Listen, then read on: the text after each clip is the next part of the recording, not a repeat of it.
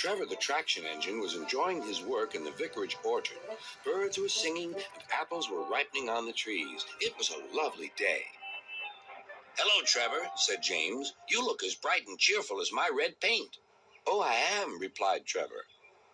"What's that noise?" "It's the bees," laughed Trevor. "They're all in these boxy things called beehives. I'm taking them to the station. The vicar says his bees make good honey, and he's giving some of them to his friends." Just then, Boko, the diesel engine, hummed in.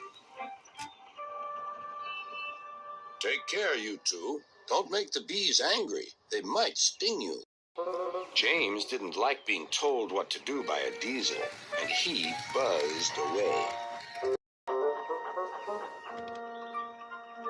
"Goodbye, Trevor," called Boko, and set off to see Duck at the next station.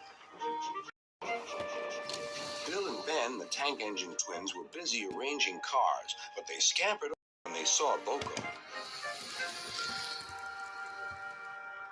"I remember the first time I met those two," laughed Boko. "They nearly made my eyes pop out. It would soon put a stop to their games." "Edward is the only one who can keep Bill and Ben in order," chuckled Duck. "I sometimes call them the bees." "A good name," replied Boko. "They're terrors when they start buzzing around."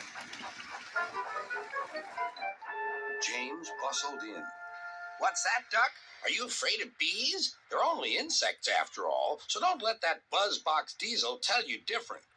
"His name is Boko, and he didn't. I wouldn't care if hundreds were swarming around. I'd just blow smoke and make them buzz off." "Buzz, buzz, buzz," retorted Duck.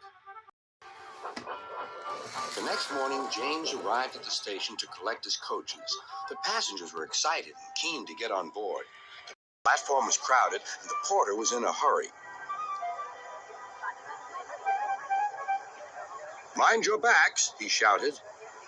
Then there was trouble. The beehive fell and broke open. The station cleared like magic. James heard a familiar buzzing. The bees were too cold to be cross, so they buzzed around the fireman, hoping he'd mend their hive. But he didn't understand, nor did his driver. So the bees turned to James. His boiler was nice and warm. Buzz off," hissed James. One bee burnt his foot. "Ooh, ah, ah, ooh." The bee thought James had burnt him on purpose.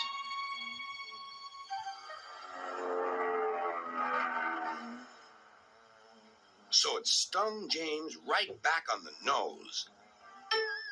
"Eee!" whistled James. He had had enough. So had his fireman and driver. They didn't notice till too late that they had left all their coaches behind. They tried everything to get rid of the bees.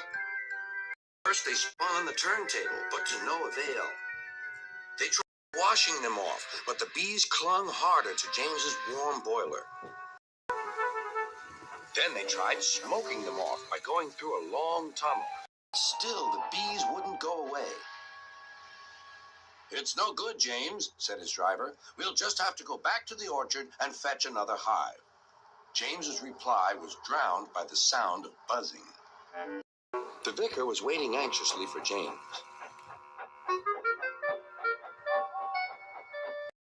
When he arrived, the bees swarmed straight into their new home. "Come on, James," said his driver. "What you need now is a good hose down." Later that evening, James was resting in the shed when the vicar came to see him.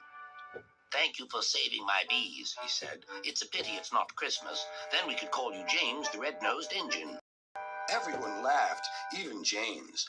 But instead, they decided to call James the Bee's Knees, which means they thought he was more useful than ever.